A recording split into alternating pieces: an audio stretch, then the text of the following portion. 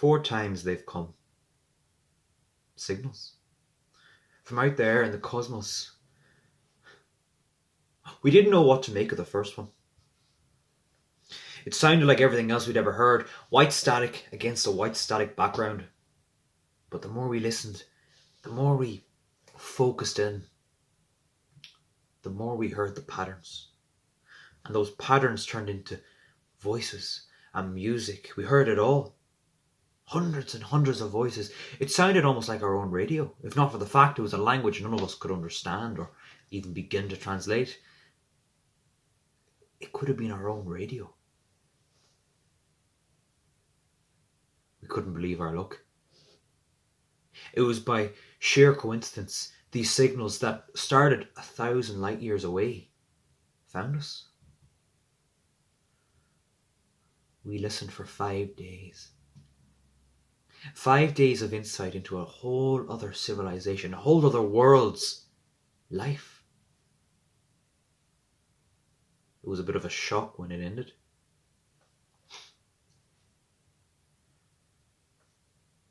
Midday, day 4, all the music stopped at once.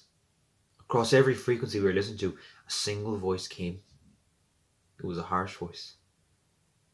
It was a solemn voice. Again, we still don't know what it said. But the joviality of what we had been listening to didn't come back. And by the eve of day 5, no more voices rose from there. We found the solar system. We know what it looks like now, or 1,000 years ago. But all that comes from there is silence. The usual silence. We expected that to be the end of it. 100 years of humans listening to the skies. Nothing. And all of a sudden, we heard it. Then the second signal came. At this stage, we thought it must have been a joke, because there's no way we were hearing another world. This one from 700 light years away. It was a lot quieter. No less impressive, but a lot more limited range of frequencies.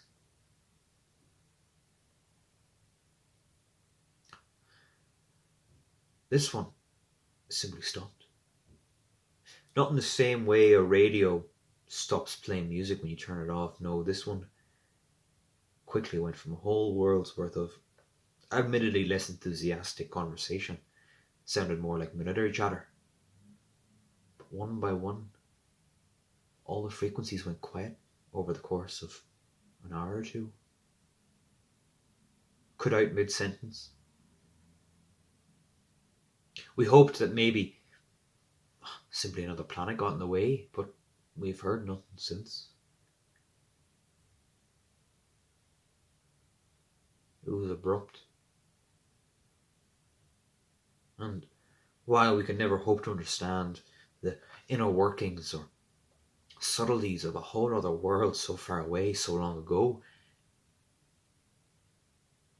there was an uncomfortable sense of panic in their voices. At this stage, we thought about throwing in the towel and just publishing our findings there and then. We said we'd come up here for 5 years, and live in solitude as we've done, but this felt like too much to keep to ourselves.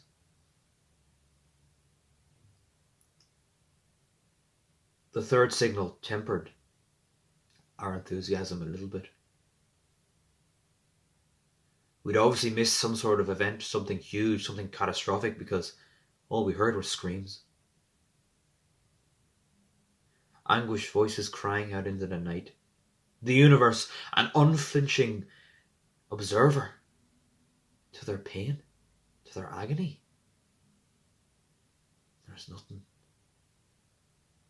left anymore. It faded out. We lost it again. We couldn't even find quite where it had come from. So warped and bended by space. This one was even closer than the last, 100 light years away.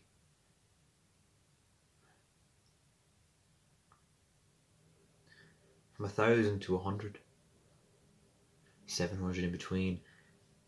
So far away, yet so close.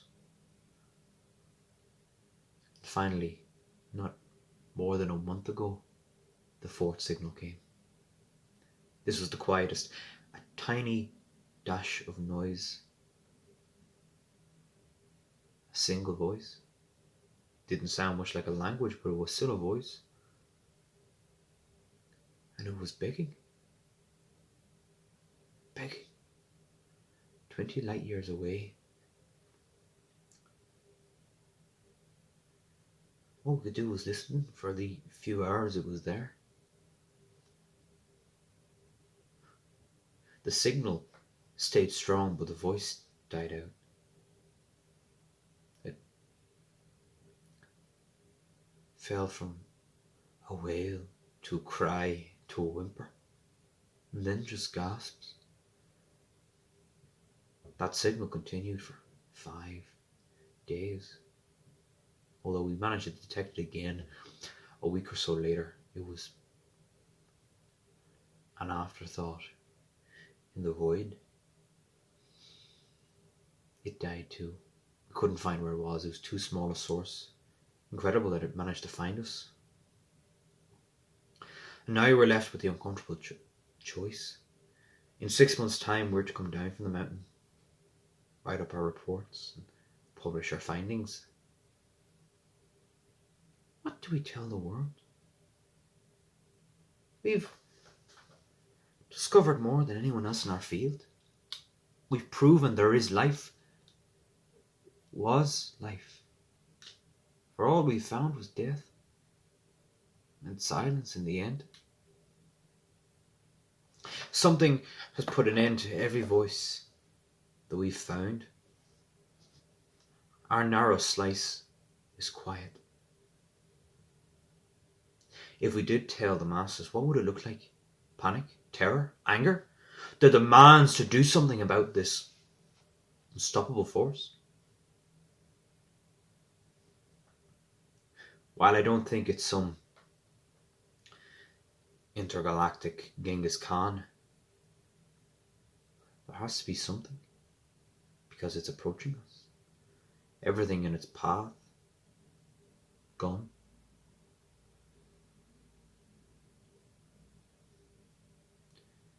What could we do about it? These civilizations were obviously a lot more advanced than we are, even if they did exist 1,000 years ago, 700 years ago.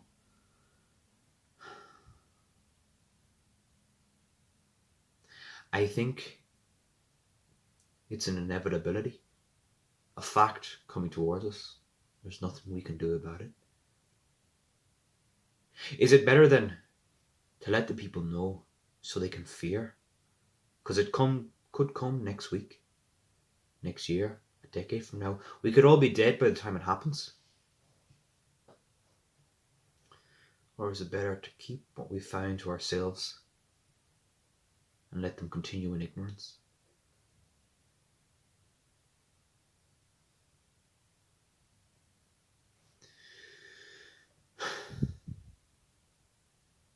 Look, over yonder star, the great filter approacheth. Woe to he who stand in its way.